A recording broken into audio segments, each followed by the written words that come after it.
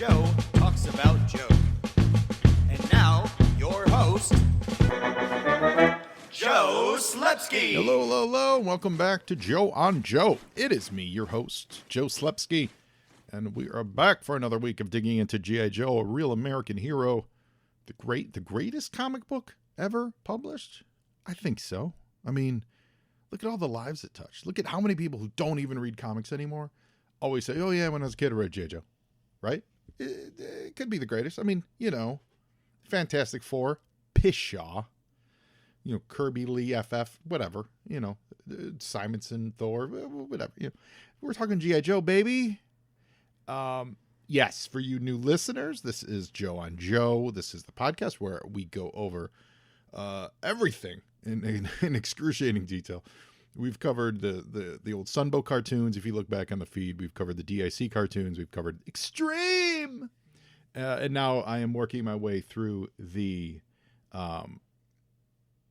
G.I. Joe, A Real American Hero comics, page by page, panel by panel. I do want to say last week we had a wonderful guest, Roderick Castle. In listening to it, it was an elongated episode, and listeners, that is 100% me. I am not used to, one, I haven't done interviews in a while, almost since the pandemic, and two, I'm not used to doing interviews on comic books as the topic. So my normal rhythms are like, I would, talk to a guest for 15, 20 up top, and then we would hit play on the show, and then that like 30 minutes or 25 minutes of the show would kind of just dictate the length of the conversation. And, we use the ebbs and the flows of the cartoon to kind of get into more details on whoever my guest was and things they were talking about. And I realized after we got done with that show, one, I love talking to him. I could have talked for a long time more with him, and it went real long. So one, I appreciate everyone who listened to the whole episode, but two, more importantly, I didn't get into a lot of the great work I think that Roderick and the Veterans Administration is doing for mental health with veterans. And it was after it posted, I was like, wow, I never really, I had this question and that question, and then I never got to it because my mind switched track to talk about the comic book. So, I just want to throw out there, it's not an apology or me a couple, because we had a lot of fun. I think it was a very fun episode. I hope everyone listened, but I just want to throw out there how important the work is that Roderick's doing. And please visit what was it, VOCROC, and learn how you guys can help veterans coming back from these wars with long-term PTSD and a lot of mental health stuff. We didn't get to it till the kind of the end of the show, so I wanted to hit that hard up top.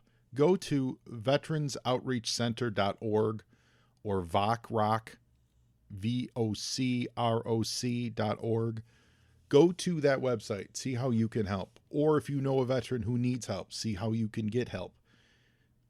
They're doing really, really great work. And it was really my pleasure to have Roderick on last week. And, a lot of people sacrificing a lot, both physically and mentally, to serve the country. And so I didn't want that buried at the end of a marathon hour and 45 minute discussion of a fill-in issue. So lots of love to Roderick. We chatted on text and I was like, oh man, my rhythms were off, but yeah, so please check them out, vocroc.org. and see what you can do to help them. And also, while you're on the internet, you're fumbling around, you're typing in websites, you're doing things, follow me on Facebook and Twitter and Instagram. It's Joe on Joe Pod. If you've never been out there, if you're not on Instagram or Facebook or Twitter, any of those things, send me an email to joeandjoepod@gmail.com. Let me know what you think of the show.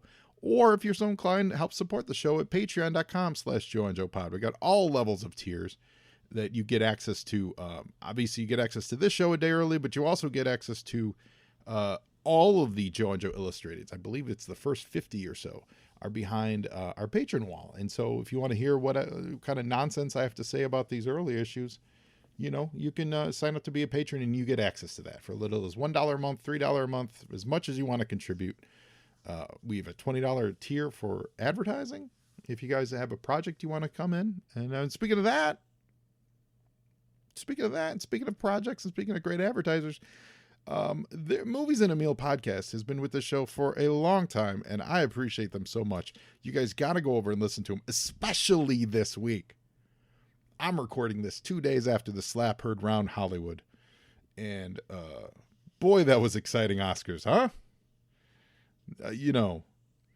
I was there playing a video game. Oscars was on a DVR because I really wasn't into a lot of the movies this year. And my phone started blowing up. Friends going like, "You watching this? Like, what is happening?" And oh boy, has it been an exciting couple of days, talking all about alopecia and slapping people and jokes and bad jokes and good jokes and butts of jokes and opinions varying wildly. And I promise you, our friends at Movies in a Meal podcast are going to discuss this. It is not my place to talk about.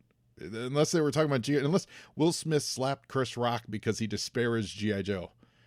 This is not the show for that discussion, but Movies in a Meal sure is. So listen to them. Listeners, I know what you need in your life. You need more podcasts. And you also love movies. So why not do a podcast that's about not one movie. It's about not two movies. It's about 3 movies and a meal. I'm talking the Movies and a Meal podcast. This show is great. It's brought to you by Keith, Brad, and Ben, and each week they bring a new movie to the table, which they all discuss as a group. And it's not, your highfalutin movies. It's What We Do in the Shadows, The Fantastic Four, Rise of the Silver Surfer, and Out of Sight. It's Bad Education, Ghost Rider, and A View to a Kill. It's X-Men Last Stand, Queen Sugar, The Mandalorian, and Major League 2. They are a lot of fun to listen to. You guys know Ben. It's our friend Ben Pensarga. He was a guest on Joe and Joe. In fact, Ben was the very first remote guest that I ever had on this podcast, so he's always got a special place in my heart. I'm really digging this. I just started listening to it last week. It is a lot of fun. They bring a guest in. The guest, I listened to their Heathers episode. They were joined by Kelly, and she went in depth on her favorite movie, which was Heathers, and it made me want to go watch Heathers to watch with them. I really dig it. So guys, find them out there at Movies and a Meal, Twitter, Instagram. Their website is moviesandameal.podbean.com. They put out 1 episode a week. Give them a listen, guys. Support them. Let them know Joe on Joe sent you. I don't think you're going to be disappointed. It is quite entertaining. And now back to the show. On that G.I. Joe tip, I put together my Snake Eyes model kit this weekend. This is the, where is it? Hold on. I had the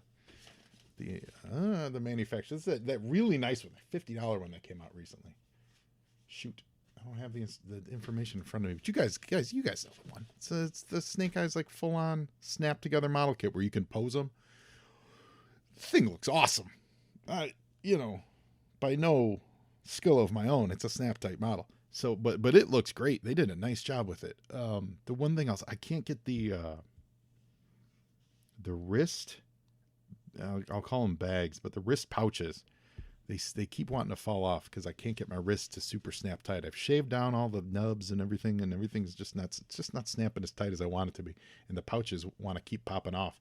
But other than that, it's awesome. Like the gun holster holds one of his pistols, and swords go in his hands, and it looks really, really great. And the posability is delightful. I did not get the motorcycle. I don't really need that. I just want a cool Snake Eyes. And I gotta say, I haven't put a model together in forever. I did put some models together when I was maybe 20 years ago now. Because when I was a kid, I was a big modeler. That's why I'm saying that. I used to put a ton of models together. And then when I was in my mid-20s, I was like, oh, let me put some models together. And I painted them. And I never painted them when I was a kid. I would just glue them together and go to the next one. And so I haven't put a model together probably 15, 20 years. So that was pretty neat. Only minimal mistakes. Only minimals. Oh, that's an extra piece. Where do you go? And I was able to fix them. So that Snake Eyes model is pretty sweet. And then there's something like they just announced new. See, I can't do these new release stuff and talk about that on this show. That's not what this show is. But just know that there's a whole bunch of cool G.I. Joe stuff all in the offing. I did get my role-playing game source book in the mail. Haven't had the courage to dig into that yet. But they do have, Renegade Games does have more items that they've put on the website than just the source book. Now you can pre-order a character book. You can pre-order an expansion pack for the trading card game.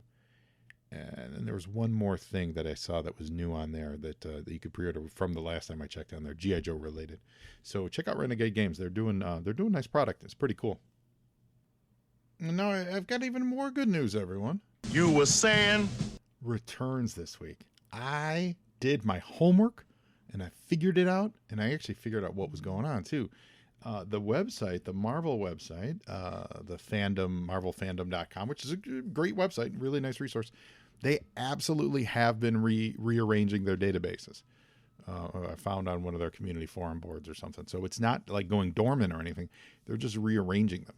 So what they're also doing is they're adding, because you know how we talk about cover dates and then actual on sale dates and how they're different. And I've been tracking those separately in a spreadsheet that is, I believe, within a month accurate. It might be a little off now. So that part, actually, I'm still calling into question and still kind of trying to figure it out, because this month's G.I. Joe 120 has some Christmas related bullpen bulletin stuff in it. And so that would tell me this was on sale in November. And according to my notes, I have it as September. So that something might have changed there. So that's different. But I was able to find the proper linkage to look at other comic books that were on the shelf at the same month. So in this case, it's we're up to on sale date. Well, not on sale date, I guess, but sale by date would be the, I guess, best way to arrange it. January of 1992. So I am able to look at other comic books that were on the shelf the same month as G.I. Joe 120. And that is January of 92. And the DC ones, they've not been altered. So they're not getting, whoever's doing the work on Marvel is not doing the work on DC. But one of the other things I think they are starting to do with the Marvel ones, they are actually starting to add the month of sale or week of sale information too. So they're starting to add that to the database. G.I. Joe was actually not listed there yet, so I can't confirm that. So there's still some stuff that's in the air.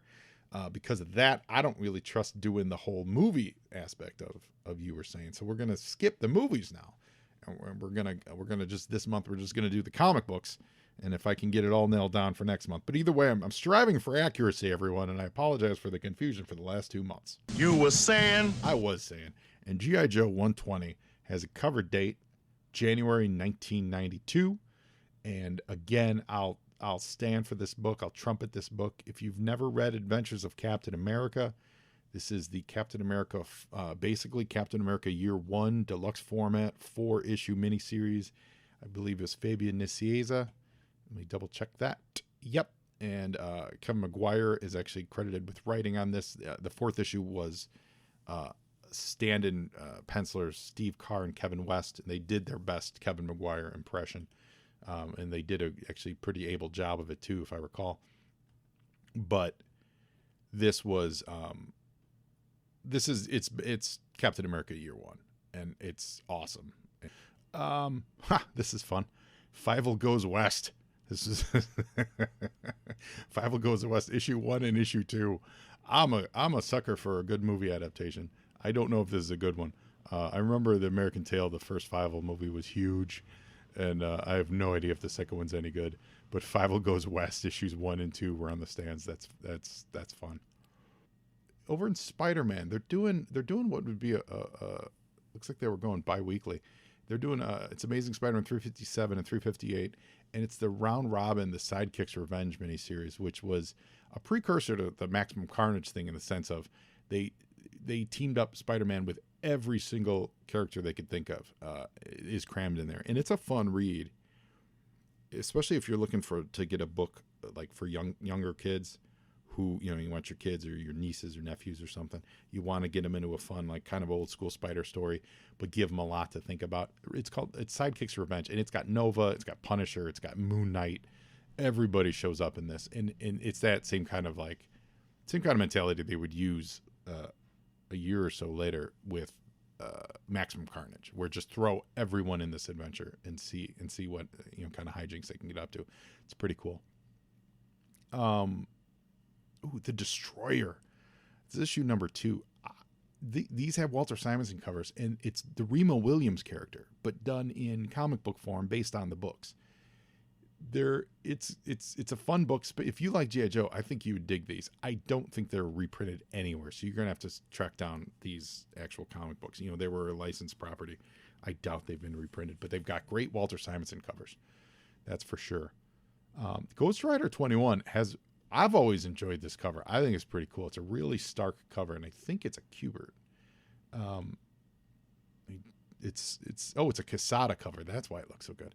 It says, snow blinded, and it's an all white background with Ghost Rider, and he's got a spear going through his hand and his jaw through his eye socket on a white background. It's pretty neat. James Bond Jr. #1. I would dig that because I'm sure there's all kinds of references to the movie. I don't know if it's any good. I doubt it was. I don't think the cartoon was any good. And I'm sure like real Bond fans are, like heretical about it. But I really, I have a soft spot for oddball things that, like if he runs into, it looks like he runs into some kind of version of Jaws or something on the cover, Jaws from the James Bond movies. Like, I'm not exactly against that. Like that kind of fan service stuff really kind of, it tickles my fancy. This is probably the first. Next up is probably the first reprinting of Secret Wars. It's a Marvel Superhero Secret Wars trade paperback #1. It's got a different cover and everything. It looks like a new Mike Zeck cover. It's Mike Zeck cover, and it's a whole new trade dress. I have a feeling that's the first reprinting of it. That's probably pretty cool and probably fetches a couple bucks on the back issue market. I know these early Marvel trades, they definitely hold their value. They're not super expensive, but they definitely do hold their value. Nightcat #1. This is one of the early examples, or at least mainstream early examples of, I guess it's not really what I was about to say. I was about to say of like real people getting comic books, but you go back to like Human Fly, and I'm gonna think did Evel Knievel actually have a comic book? But like Human Fly was one of the early ones. But even then, you go with Jerry Lewis and Bob Hope. So that statement doesn't make sense. I guess what I mean is real live cheesecake models getting comic books. Nightcat is one of the early ones. I say that with all the love and affection I can. Golden Apple Comics, they did one called Flaxen, and it was based off a real woman, and she was the superhero in Flaxen. Barbed Wire, was by Pam Anderson. So Nightcat's one of the early entries, and it's not great. I have it. I've read it. It's not great. That's all we're gonna say. What else we're looking on here? So it's exciting. I'm happy to be back in Marvel. I've actually missed. Sorry, stop. 2 huge ones. We need to cover these. These are actually really huge. X-Men Volume 2, the Jim Lee stuff, #4. This is the first appearance of Omega Red. This book has skyrocketed in the last 2 years.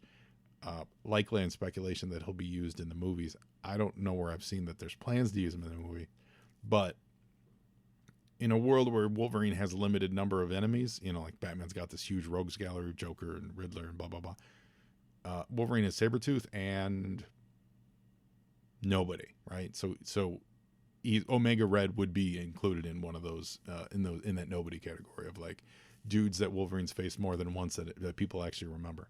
So yes, they'll probably do a version of Omega Red in the movies at one point. So X-Men Volume 2, #4 has shot up. It's really, really shot up in value. I think it's over $50 now, or selling around like 40 to 50, which is crazy because this book was $5 for 35 years. The other important Wolverine book though this month is Wolverine #50, and this was a big top secret. It's Wolverine's claws shredding through a top secret dossier folder, and it had the nice cardstock cover that actually had claw tears through it. If you guys remember, it's a cool book, and this goes for about $10, I think, on the back issue market. And it dug into Wolverine's past. Remember, this was Larry Hama writing it, so a couple issues earlier, maybe 6 or 7 issues earlier, it was is Sabretooth Wolverine's dad? Blah blah. Larry was really digging into Wolverine's past, and this issue has a lot of it. And we deal with Silver Fox and who her relationship with Wolverine was, and all that stuff. The professor from the Weapon X, the Barry Windsor Smith Weapon X stuff shows back up in this and things like that. So it's a cool Wolverine 50 is a fun Wolverine book. If you're looking for like landmark Wolverine issues, that's not one to sleep on. And so You were saying? we're going to move over to DC Comics. Check out what's happening. Aquaman. So we missed last month because I think I was screwed up last month. Last month started a whole new Aquaman series, and this ran 13 issues, if I recall the number was. And it featured covers by Kevin Maguire. They're gorgeous covers.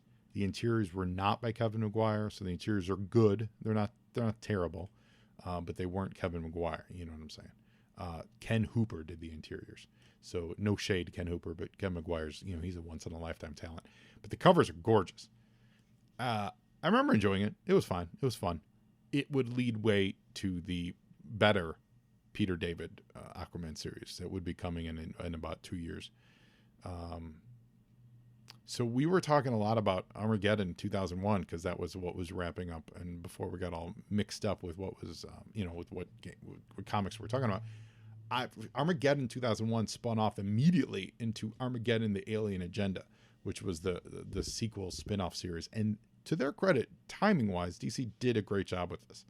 Sometimes there can be delays and printing delays, and timing is such that you'll do a series and you won't get your follow-up series until 3-4 months later. They followed up with it immediately with this 4-issue miniseries where Monarch and Captain Atom were stuck in time, and Captain Atom chases Monarch through time.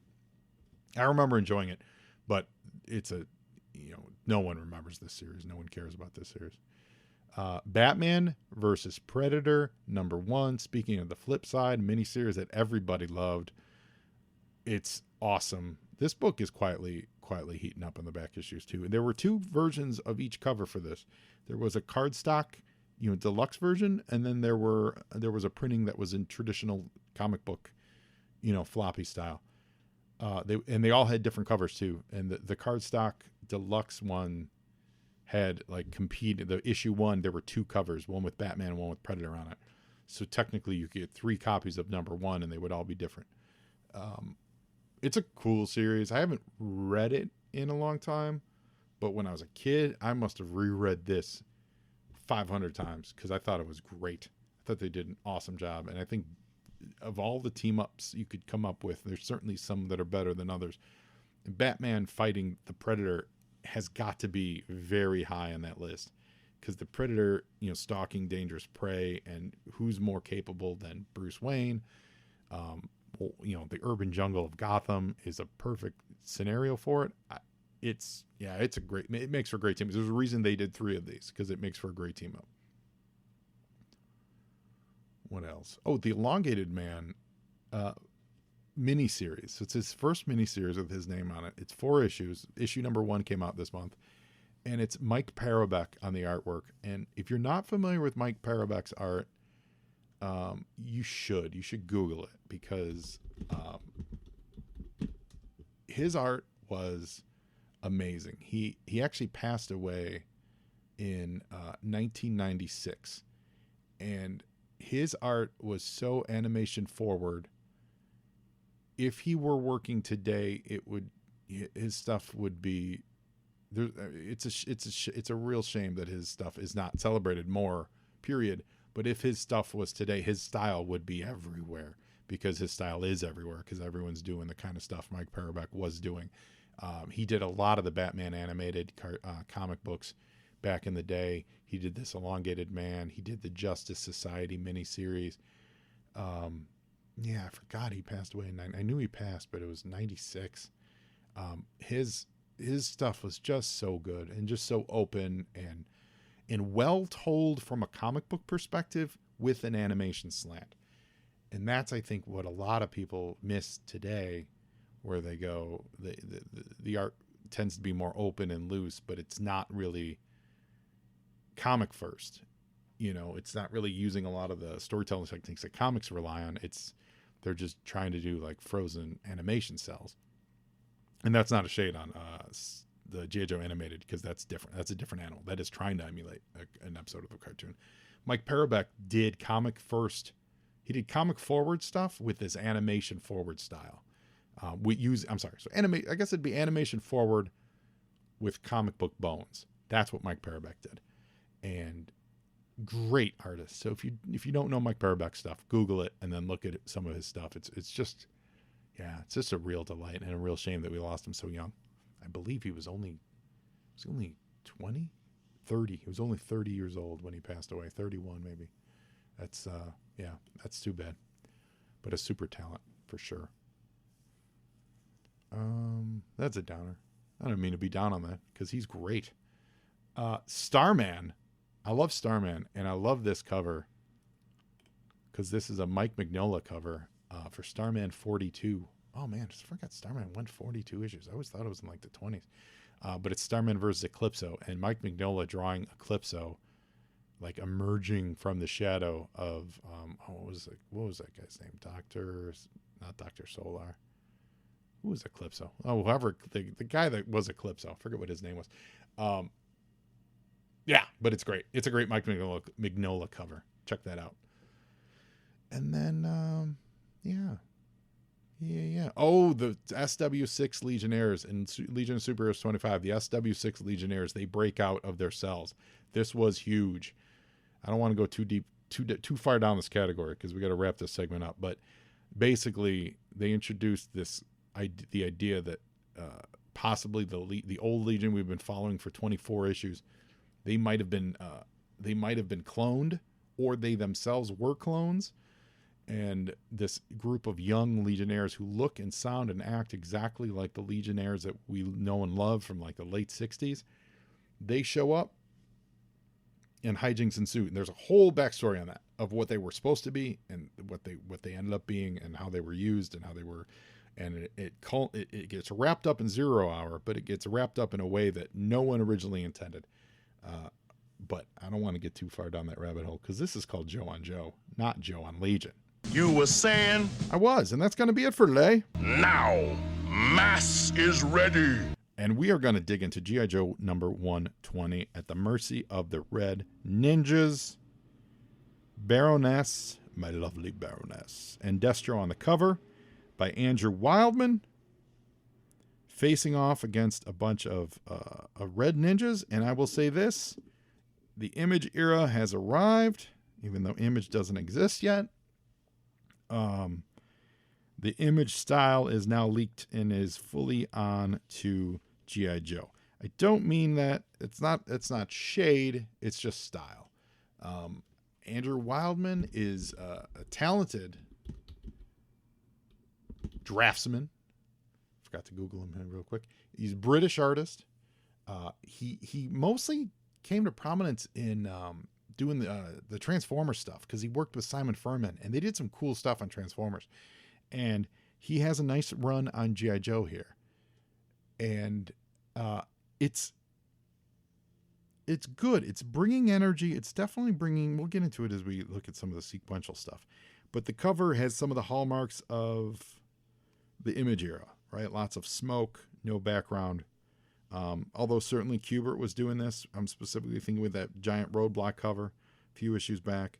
But lots of smoke, lots of exaggerated faces, open mouths,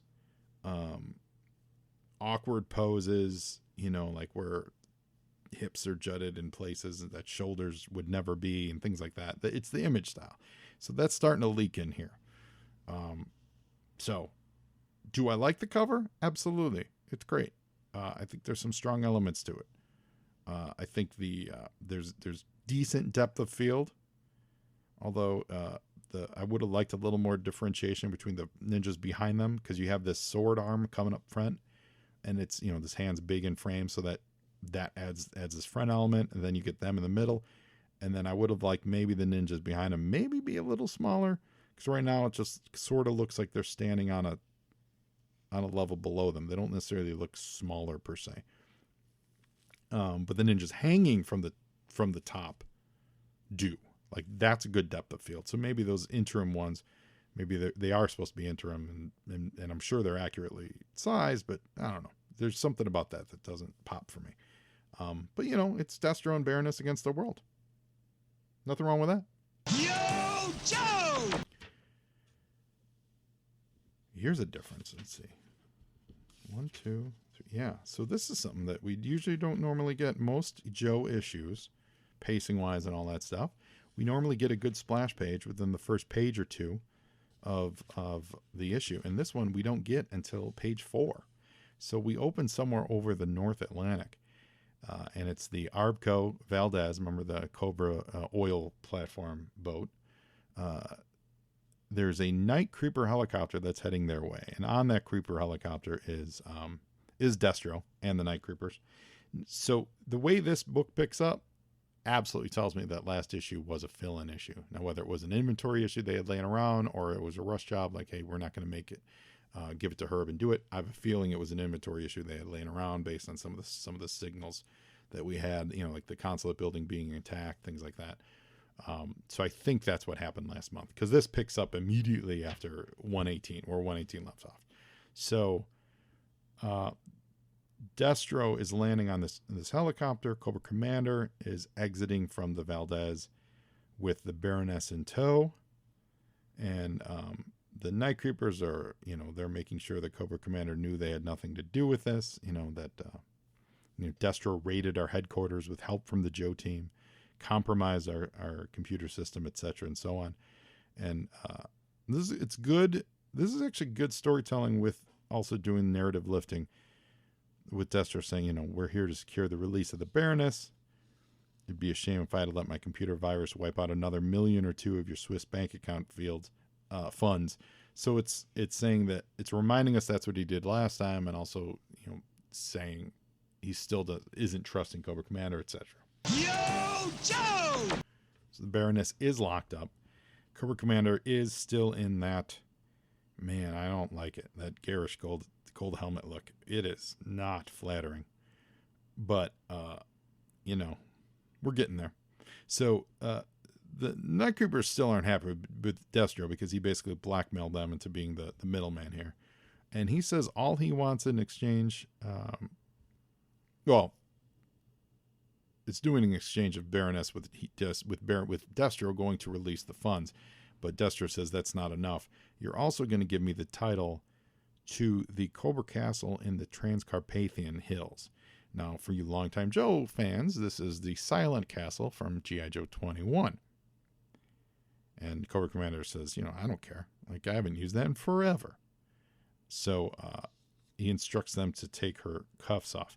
Now, in the way this is drawn here, it makes me hate this Cobra Commander outfit even more, because it looks like the red face mask is some kind of neck cowl. So like his neck is flesh colored, and his, and then there's it's like he's wearing a mask, like a rubber mask kind of thing over his. Yeah, oh boy, do I not like this outfit. Yo, Joe! So as the Baroness gets free, and she kind of has her hands free, she just hauls off and punches what we think is to the gut. Punches Cobra Commander right in the gut, and he's doubled over in pain. Now, that's what I thought until we get to a couple pages later, which is fantastic. And in this moment, the Night Creepers ask if Cobra Commander wants them to shoot her in the head right in front of Destro. I don't know why they think that would be a good idea. And Cobra Commander says, no, just make sure they both get away. And he's doubled over in pain. And Destro does require, before he leaves, 2 of the new Cobra battle helicopters. Yo, Joe! And here we go with the splash page. Return to the Silent Castle. So if you didn't know it was the Silent Castle, this is confirmation of it. It's drawn to be the Silent Castle. It's got all the Cobra snakes on it. And Destro and Baroness are flying in on those toys, those battlecopter toys. And we get details of that. There's only a single winding road. I like this page. I like the detail on the backgrounds. That's all good. Script by Larry Hama. Pencils by Andrew Wildman. Inks Randy Umberland. Rick Parker lettering. Coloring Bob Sharon. Bobby Chase, editor. And Tom DeFalco, editor-in-chief. And this is a nice splash page. It sets up. It reminds us of what the Silent Castle is. It also sets up that it's pretty much near impossible to get to it until Yo, Joe! There's a ad here for Bart Mania, The Simpsons, for Bart versus the World. Bart Simpson escaped from Camp Deadly, and The Simpsons is Bart versus the Space Mutant. These Game Boy and NES games, and so they're just straight up calling it Bart Mania. There's so much they need to tell you here. This is such an ad. There are icons, and this ad is wild. This is a wild ad, guys. If you're following along and you can look at this, you'll see what I'm saying. There's a lot of text, but it's also punctuated. It's almost like texting and social media, but in print form, because they're using icons to say like, then help, and then there's a picture of Bart. Instead of saying Bart, help Bart save Springfield from, and then there's a picture of some kind of space mutant. Then as Bartman, it's a picture of Bartman. So this is kind of like pre-text, pre-social media ad. This is interesting. It's kind of an interesting relic. Anyway, that takes us to Destro and Baroness landing. And there's more discussion of the safety protocols here. There's anti-aircraft guns and ground-to-air missiles, and that these helicopters are vertical takeoff and landing. So we get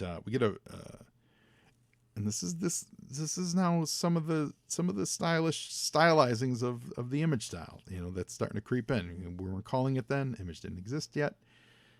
But it's Destro's leg is really long here, but it's it's the look. It's stylized. It's stretched out a little bit. It's an exaggerated pose to make an exaggerated image. Although it's funny, drawing Destro with that cape on one of these battlecopters is by no means Andrew Wildman's fault. Like, you had to draw Destro and he's in a cape, and that's the conceit. Batman can ride a motorcycle with a cape, and Destro can fly in an open air helicopter with a cape and not be strangled or murdered by the cape getting caught in the rotors. Tell me how that happens. I don't know. And so we learn that Destro designed the castle, but he's not an architect. Yo, Joe! He's a military engineer, so he was striving for a certain Spartan excellence, a martial cathedral, so to speak. So we're getting to know the Silent Castle and seeing that there's no one's been living here except. This is interesting.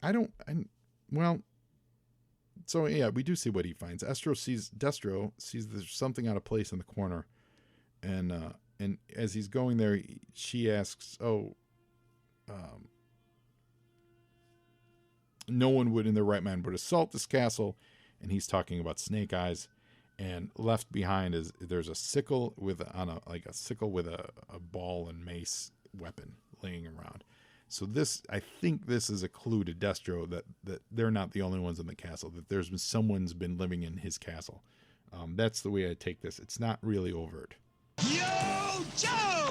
And this is the panel that makes me retroactively go back and say, Baroness, she didn't punch Cobra Commander in the gut. She got him right in the nads, because he is sitting in a chair with an ice pack on his gonads. So that is where she punched Cobra Commander, and he deserved it. And rightfully so. It's pretty great. So it was like the next day, Night Creepers are still on the Arbco Valdez, and it's a little bit of insight into Cobra Commander's head. Basically, he's saying he knows that the Night Creepers are spying on him. He's not going to take retaliatory action, but what Destro doesn't know is that they scrambled the Baroness's subconscious with the brainwave scanner and implemented commands that can be activated by the ultra-low frequency radio signals. So once she can kind of corner Destro, there is an old version of the brainwave scanner in the castle, and then Cobra Commander is going to get his final revenge on Destro. That's basically the premise here. So Cobra Commander's happy that they're going to the castle, because that's where that's where his revenge is going to come into play. But now we see here that the Night Creepers say he wouldn't be gloating if he knew what we know about who else is hanging out in the basement. So that sets up a little mini mystery in this issue. Yo, Joe! And in Transcarpathia, we see some wolves howling, which Baroness hears and Destro refers to as the Children of the Night, which is a Dracula reference. And he says, wolves, my dear, they even they keep their distance. Too many mines and laser fields.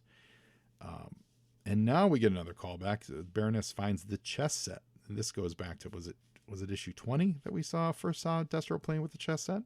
And she says, you must have had these pieces carved when I was in Switzerland getting my face reconstructed. Did you have feelings for me all the way back then, etc.? And she hears something creeping in the attics.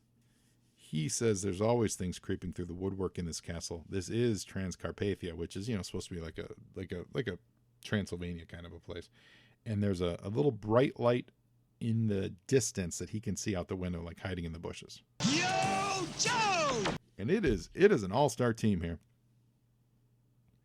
Because Hawk, Flint, and Lady J are hiding, and they're watching over the Transcarpathian castle. And that glint was Lady J looking through her binoculars. And the wolf howl from the previous page, that was Flint. So they're working with Destro to make sure that Destro's safe. Because remember, he helped them out, so they're going to help him out. And Cobra Commander may have finagled some double cross for Destro. And it's Joe's job to back him up and get him out of there if that's the case. And this is after, Cobra Commander tried to kill Destro and the Joes tried to get him out, etc. They did a big team up in the previous issues. And the wolf howl is part of the signaling. And Destro signals back with 3 fingers that everything is copacetic, which seems really overt to me. But Lady J also sees, she says, I swear I just saw somebody duck down behind one of the parapets on the upper battlements. Yo, Joe! And that's Slice and Dice, the Cobra Ninjas. They're hanging out on the top, and they, we don't want those lurkers to be aware of our presence until we disperse of the 2 intruders inside the castle. So the Cobra Ninjas have been living here at the castle. That's, I think, so you're supposed to think that's maybe the surprise. But even they are talking about that, who else lives in the castle. So it's not even Slice and Dice that's the big surprise. Yo, Joe! And we get more ninja action. So, also approaching the castle is the G.I. Joe Ninja Force. So this is also an issue where we've fully embraced Ninja Force in every mission now. So we've got the Ninja Force. They're rappelling down the smooth surface of the rock. It's Tabang and Nunchuck and Snake Eyes and Storm Shadow and Dojo. And they have to stay there and not move for at least an hour just to make sure that no one spots them. They have to make that whoever spotted their movement think that it was just a rock fall or a bird, or all that hard work of climbing over the mountain and rappelling down the sheer cliff face will have been a waste. This is the one approach to the castle that is so dangerous and difficult that no one would think anybody in their right mind would even attempt it. And he says, is it Tabang or Dojo? It says like us. I'm sorry, not Tabang or Nunchuck. It says like us. And Snake Eyes gives him the shut up. And what's funny is this is how Snake Eyes got in last time. Yo, Joe! 30,000 feet above the castle, the Cobra Condor is flying above and gets the word from Cobra Commander, and he releases that hypersonic ultrasound frequency that kind of triggers the Manchurian Candidate mind control that they implanted into the Baroness. And so she's still admiring his chess pieces. She drops them, and her mind goes blank, and she goes a little nutty. And we do find that whoever created the chess pieces is a sculptor in Brooklyn who carves the miniatures used by credit card companies for their holograms. What? Yo, Joe! So the Baroness is like, she pauses, and then she comes back to the conversation. And Destro says, strange look came over you. And she's like, well, I've never felt any better. And so Destro knows that something's up with her. He's not fooled here, I believe. And she says, let's go check out the basement and see, let's check out this whole castle. And that's when we learn that Slice and Dice say if they go down into the vaults, they'll run right into, and so they know that there is something or somebody else living in the basement. And they're spying on these two as they make their way through the castle. We even get a cameo appearance of the holding cell that Scarlet was in. The doorway at the top of the stairs looked like it had been damaged by an explosion. It was a grenade, and that's also from the silent issue. So this is a whole big silent issue reunion issue. Yo, Joe! And I like the detail. I really like the detail that Wildman's putting in on these pages. He's really doing great work. Like I said, the imagey style is starting to creep in, and it's there certainly in some images, but there's enough solid draftsmanship, I think, that it works really well. We get to what would be considered what Destro's calling a vault, and she says, Baroness says, are these the dungeons? And we learn that the term dungeon, D-O-N-J-O-N, originally referred to the main castle keep. These, the lowest sub-basements of the castle, are correctly called the vaults. So there you go. Next time someone talks about, I'm going to lock these kids up in a dungeon and you're never going to see them again. Next time someone says that to you, say, no, you're not. You're going to lock them up in a vault. And then I'm never going to see them again. So we get, and as they go down into the basement, we do see that there is an old school mind control device, a brainwave scanner. Dr. Venom's early model of Venom's brainwave scanner. Yo, Joe! And the Baroness attacks Destro, but he was onto her. So she actually, her striking blow never lands. There's a wrench, and it never really, it never connects with him. He knocks it out of her hand. Also, a fire starts because he's holding an old school lantern, like a fire lantern.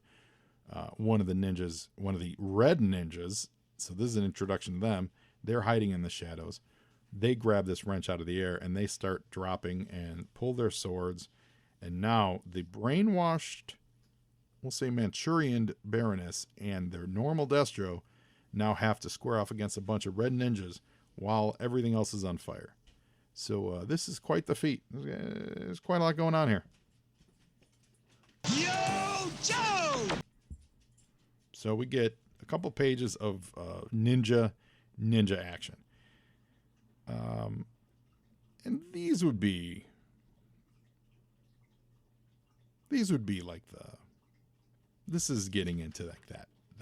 The next few pages is definitely getting into that image style storytelling where there's just, instead of, a little bit of action in, progressing the story, it's just a lot of pages devoted to poses and, people getting stabbed and stuff. It does track though. Like you do definitely track what's happening here. This panel of Destro shooting the red ninja in the head is awesome. It's the lower left on this page. And it's pretty well done. And they don't shy. Like Destro draws his gun and puts it right in the face of a red ninja who then drops dead on the next one. Baroness steals that guy's sword. And the fight is on, but that's really what we're getting for the next 2 pages. Yo, Joe! And that's it. It's there's no real backgrounds. It's just all Destro and Baroness fighting red ninjas and just murdering red ninjas. They're very much treated like the Hand are in Daredevil comic books, like those ninjas. Also who wear red. And they're just disposable, and none of them are ever any good. Like there's never a good ninja. There's never like, wow, this is going to be tough. They just overwhelm you because there's 150 of them. Yo, Joe! So one rolls up with some nunchucks and he says, "You've defeated the journeyman." Well, that's to my point. Literally, I didn't realize that was the next panel. But yeah, they took out the normal dudes. And now they're facing a true master, designated by nothing other than him saying it. Of course, he looks just like the other ones. But in a moment ripped right out of Raiders of the Lost Ark, where the guy flashes his sword and then he just pulls his gun and shoots him. This red ninja does all these nunchuck moves, and it's, he's like, absolutely, I'm going to defeat you. And Destro just fires a wrist rocket 5 feet away. And this red ninja explodes like a battle android trooper. He is not a battle android trooper. That is a human being made of flesh and blood. And he just exploded into pieces. That's awesome. Yo, Joe! So there are more, though. So this was just the first wave. So when Baroness asked that, Destro says, no, let's hit the stairs. Let's get out of here. And so he's hoping this fire kind of takes care of him. And then when they get to the hallway, they run into Slice and Dice. the other two ninjas. And so now they're going to have to contend with Slice and Dice. Yo, Joe! This is that where we get that Christmas bullpen bulletins page. So this makes me skeptical that this was out in September or even October. But before we resolve the Destro stuff, one last page, we're going to cut back across, and now we're at the Trans-Carpathian border, and we get a couple Joe vehicles. G.I. Joe Brawler and the G.I. Joe Battle Wagon have entered the chat. And they've got orders here. It's Stalker. And they get the okay to legally enter the enter Transcarpathia. It's Stalker and Dusty. And Dusty says, was that on the up and up, Stalker? And says, the combined maneuvers are real enough, Dusty. The little side tour we're about to take isn't. But if old Destro makes his midnight check-in and flashes the right recognition signal, we'll just keep on going down the road like nothing mattered. So basically, these guys are there to back up Destro. We get a cool, really great Dr. Mindbender profile with Sam Keith doing the art. It's a great Mindbender. I'm sure you guys have seen this before. I've seen it used elsewhere. I don't think it was drawn new for this, but maybe it was. It's a great looking Sam Keith, Dr. Mindbender. My question here is, why would they do a profile on Dr. Mindbender who's now been dead for 20 issues? And we confirmed it about, 3-4 issues ago? And I don't think he comes back until... Doesn't he not come back until the Devils Do stuff? I don't know. So if I'm reading this, it makes me think that Larry's going to bring him back relatively soon. So we'll see. And again, I'm reading this issue by issue as we go. So I don't recall a lot of the details on this stuff. So like, if I'm reading this in the moment, I'm thinking, oh, they must be bringing back Mindbender soon. Because why else would they do a dossier profile on him? And if it turns out they don't actually bring him back, why would they have done a dossier profile on him? I don't understand. We've got a post box from the pit. We got letters here from Pat Flanagan from Oshkosh, Wisconsin. He's asking about a G.I. Joe movie, saying that he hopes so. Christian Millen from Woodside, New York. Tony Savona from Hubert, North Carolina. Brian Passy from Rexburg, Idaho. Mike Osborne, Austin, Texas.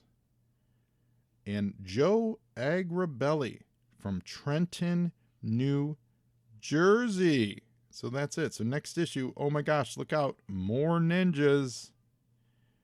More ninjas, guys. Are we ready for this? Yeah, I'm going to have to get over that because there's going to be a lot of ninjas in the next 30 issues. And I like ninjas, but I don't like all ninjas. Like, I love pizza, but eventually, after about day 36 of only eating pizza, I might get tired of it. You guys are great. Thanks again for listening. Thanks again for subscribing. Thanks again for telling your friends.